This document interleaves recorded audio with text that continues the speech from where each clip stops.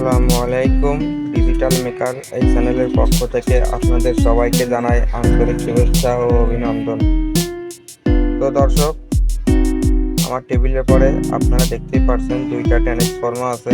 এই ট্রান্সফর্মার দুইটি ইউপিএস এর ট্রান্সফর্মার। আপনারা এই ট্রান্সফর্মারগুলো দিয়ে ব্যাটারি চার্জার করতে পারেন।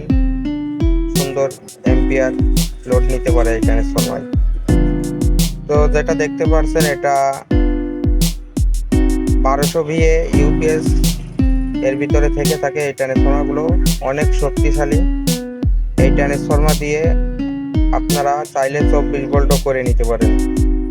এটা এনিজে লাল লাল এবং নীল কালারের যে দুইটি তার আছে, দুইটি তার যে তারের সাথে লাগানো, এই তার এখানে ব্রিজ করে নিলে আপনাদের 24 ভোল্ট করা যাবে।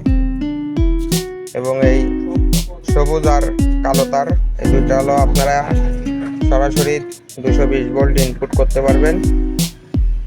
আর এটা দিয়ে যদি আপনারা 12 ভোল্ট চার্জার তৈরি করেন, সেই ক্ষেত্রে আপনাদের 200 এম্পিয়ারের ব্যাটারি আছে, যেগুলা 200 এম্পিয়ার 250 এম্পিয়ার যে 12 ভোল্ট ব্যাটারিগুলো আছে, সেই ব্যাটারিতে আপনারা চার্জ করতে পারবেন নিঃসন্দেহে।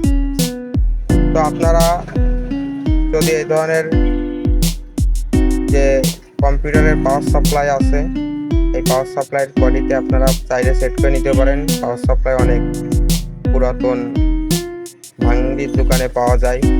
তো আপনারা শুধু ক্যাবিনেটটা নিয়ে আপনারা এই ট্রান্সফর্মারগুলো সেট করতে পারবেন।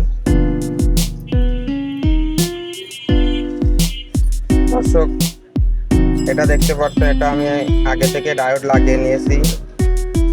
এটা 600 ভিএ যে ইউপিএস আছে, সেই ইউপিএস এর মধ্যে এই ট্রান্সফর্মারগুলো থাকে। এটা 12 ভোল্ট করে নিতে হয়, ব্রিজ করে 12 ভোল্ট করে নিতে হয়। এটা 7.5 ভোল্ট থাকে, এটা ব্রিজ করলে আপনার 14 ভোল্ট হয় আর কি। এই 14 ভোল্ট দিয়ে আপনারা চাইলে 30 এম্পিয়ারের যে ব্যাটারিগুলো আছে, এই ব্যাটারিতে চার্জ করতে পারবেন 12 ভোল্ট 30 এম্পিয়ার। তো দর্শক, ভিডিও এটাই ছিল। ভালো লাগলে লাইক করবেন এবং অন্যকে দেখার সুযোগ করে দেবেন, শেয়ার করবেন এবং